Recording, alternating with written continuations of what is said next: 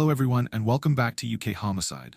If you're new to our channel, make sure to hit that subscribe button, like, and share to stay updated on cases that matter. Today's case is very confronting, but essential to talk about. In 2007, the bodies of two sisters were found in their home, in a scene that would be described as absolutely frenzied.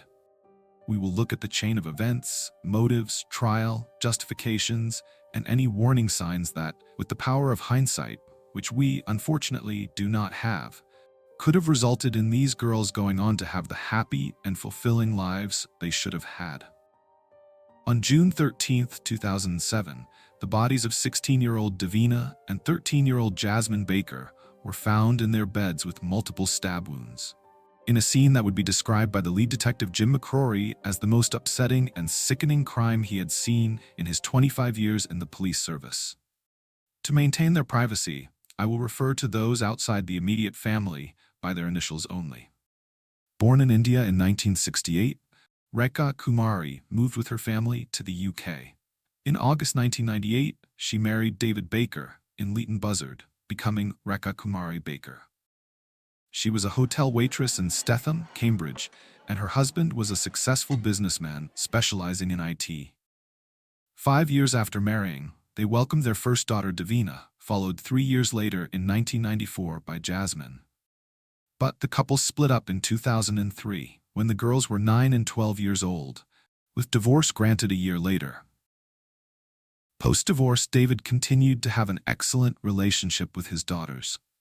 And as they spent time with him, they naturally spent more and more time with David's new partner. I'll call her Kay to protect her identity. On the face of it, Rekha had also moved on and had a new wealthy partner. I'll call him Jay, who was very supportive and even contributed financially to some of Rekha's expenses. Davina, like many 16-year-olds, clashed with her mum, and one particularly furious altercation saw Davina being thrown out of the house and moving in with her father. It was challenging for the sisters to be separated, but David's house was calm and settled. And by all accounts, Davina settled down and was much happier. Even though they both had new partners, the stability that Davina was experiencing with her dad and partner caused even more anger and resentment in Rekha. On the last night, David saw his daughters. They had been joking about how Davina looked in her new job uniform from Pizza Hut, and they were waiting for her GCSE results. Rekha's feelings of resentment were compounded when her partner, Jay, ended their relationship. She had lost 2 relationships and her job. She was not a natural parent, was insanely jealous of her ex-husband, and was struggling financially. Jay, her ex-partner, would state that her behavior had become oppressive when he tried to leave. On June 11, 2007, 3 crucial things happened. Firstly, Rekha spent the day bombarding Jay with texts asking him to change his mind about ending their relationship. Then, secondly, after receiving no reply, her final text stated he would never see her again. Finally, Rekha purchased a set of kitchen knives for £15 from her local supermarket. The following day, June 12, 2007, Rekha lured Davina away from her dad's by softening her up with the promise of a shopping trip for the 3 of them. They were told they could buy whatever they wanted, which was very much out of character for their mum, but something that obviously 2 teenagers were very pleased about. Rekha picked a shopping center that was 50 miles or 80 kilometers from their home. This would ensure that both girls would sleep at her house that evening due to how late they would return. Later, prosecutor James Farmer would state, "What better way of forming a bond to ensure they were in her house for the night and available to be killed to take them out and give them a sense of well-being." I don't know about you, but the words "being available to be killed" makes me feel so sad for the girls who had no way of knowing what would happen and were just living in the moment and enjoying normal teenager shopping trips with their mum. Rekha postponed any action that day because Davina sent her a beautiful message saying, quote, "Thanks. I really enjoyed myself. I love you with all my heart and always will." End quote. Unfortunately, this delay would not last long.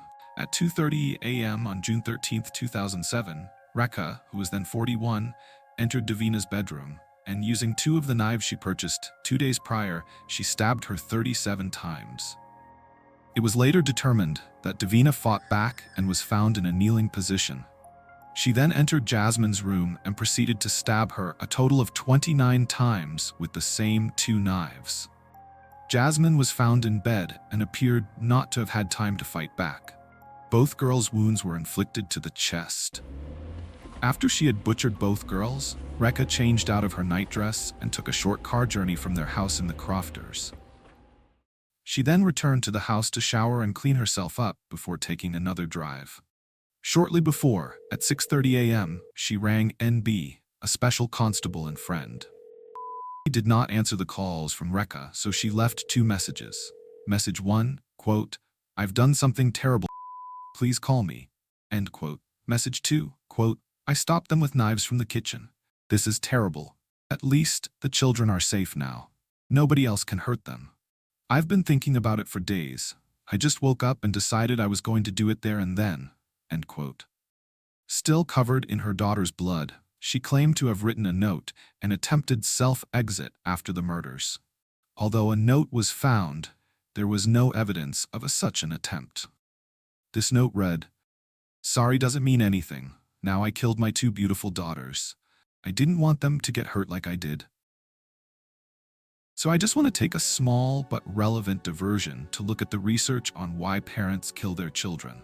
This is referred to as filicide and is sadly not an uncommon occurrence.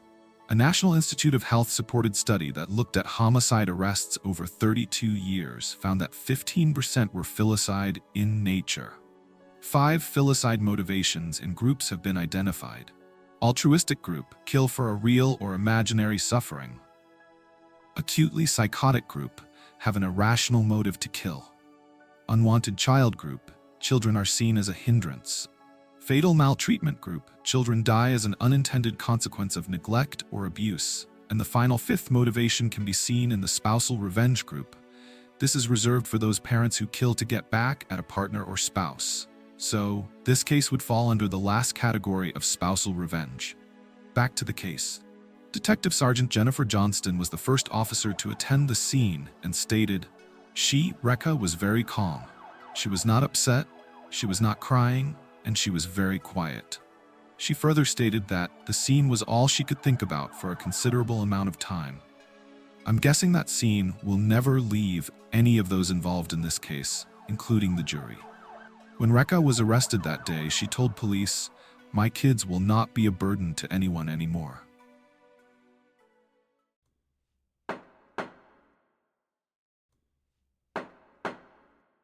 The trial. Mr. Justice Bean presided over the trial of Rekha at Cambridge Crown Court in September 2009.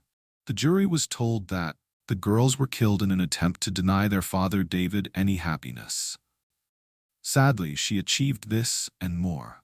Prosecutor John Farmer QC spoke of the deterioration Rekha felt in her life in the months leading up to June 13, 2007. Her relationship with Jay floundered and she lost her job. Meanwhile, David's relationship was going from strength to strength. The resentment towards David's new partner was also clear. She was not happy about how things were developing with her daughters, not happy about her unemployment, and not happy that her ex-husband was getting on so well in his personal life.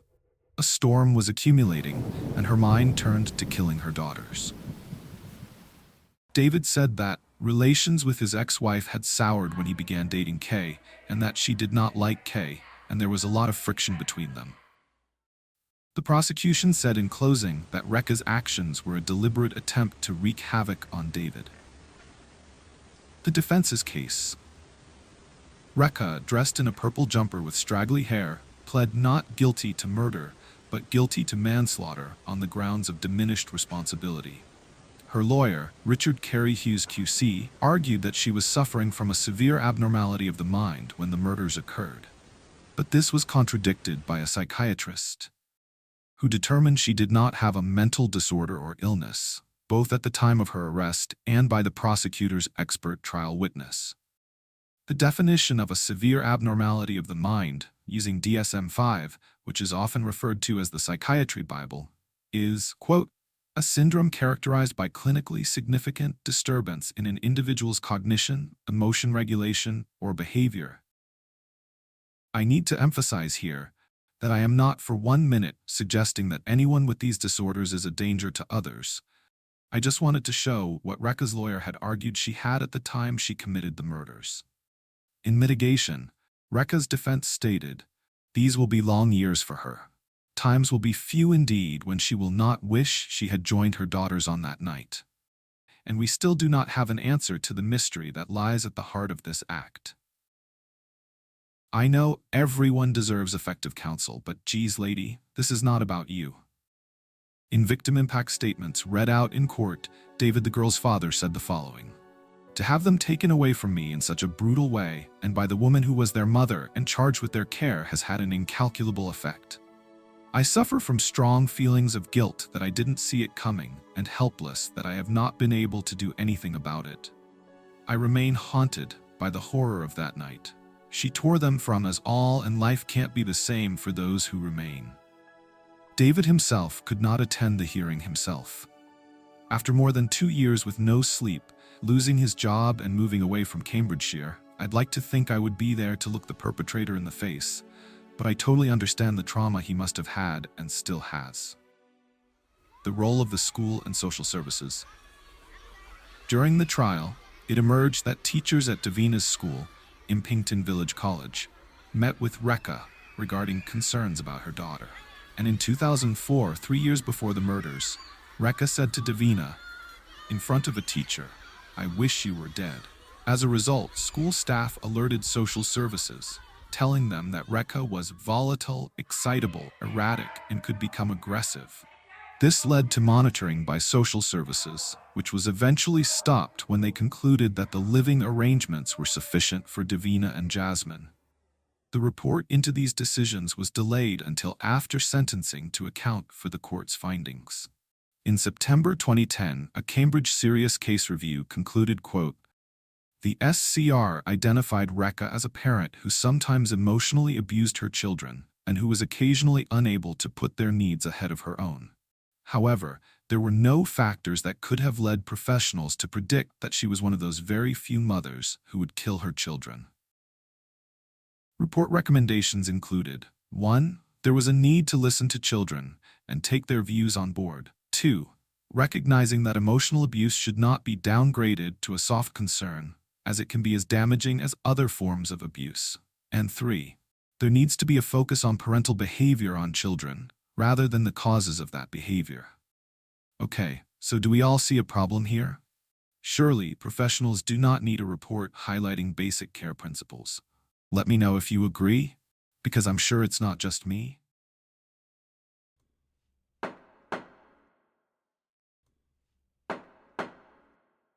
On September 22, 2009, after a 2-week trial, a jury of 7 women and 5 men took a mere 35 minutes to convict Rekha of the murder of Davina and Jasmine.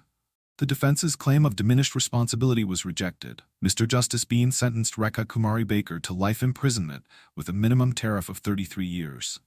As she had already spent 2 years and 92 days in prison, awaiting trial, she would serve a further 30 years and 273 days in prison. This means she will be 72 when first eligible to apply for release. Rekha remained expressionless throughout. At sentencing, Mr. Justice Bean described the murders as acts of unspeakable savagery. Most people find it inexplicable that a mother could kill her own children, and you have given no explanation for it. You were certainly upset at the breakdown of your relationship with Jay. I think this mild depression was probably combined with a wish to retaliate against David and destroy his happiness in his life. You knew quite well what you were doing, and you were not mentally ill. The crimes were, as the prosecution rightly put it, murder, full stop. He defended his reasons for not handing down a sentence of life without parole because he didn't think that the murders were premeditated enough. But surely buying knives, luring the girls on a shopping trip, the overkill, and demeanor after is indisputable evidence of premeditation. What do you think? Do you think she should be allowed the possibility of parole, even though she would be 72? Following her conviction, Rekha was incarcerated in Peterborough High Security Prison, which, as you can see, looks pretty upmarket. What do you think? Pool tables, comfortable cell rooms, beautiful grounds with gardening, polytunnels, and chickens. Davina and Jasmine were laid to rest in a joint service on the 27th July 2007 at Cambridge Crematorium. The ceremony started at 4 p.m., bringing together family, friends, and community members to remember the two sisters there. In true crime cases, the focus is usually on the perpetrator, so it's important that we look at Davina and Jasmine through the eyes of those that knew them best. The two girls were said to have very different personalities, but despite this, they, quote, got on together fantastically. Their dad said Davina was feisty, outgoing, and an extrovert. Jasmine was quiet and intellectual and sometimes lived in her sister's shadow. For those of a certain age, Davina's MySpace page stated that her hero was Gandhi. Her likes included Julia Roberts films and Big Brother. Her friend, we'll call her S, added, Davina was very outgoing. She always wanted to be on the go. She went to an X Factor audition and loved it. Less is known about Jasmine, but her dad described her as quiet and intellectual. If you can't see the middle image clearly, even though I have tried to clear it up, it shows Davina and Jasmine holding hands with the caption, "We'll never let go." Thank you for joining me and taking the time to remember Davina and Jasmine and the search for justice. What do you think about Rekha's premeditation, her counsel's justifications, the lack of remorse, and the 33-year sentence? Let me know below. Take care, stay safe, and look out for each other. Until next time, bye.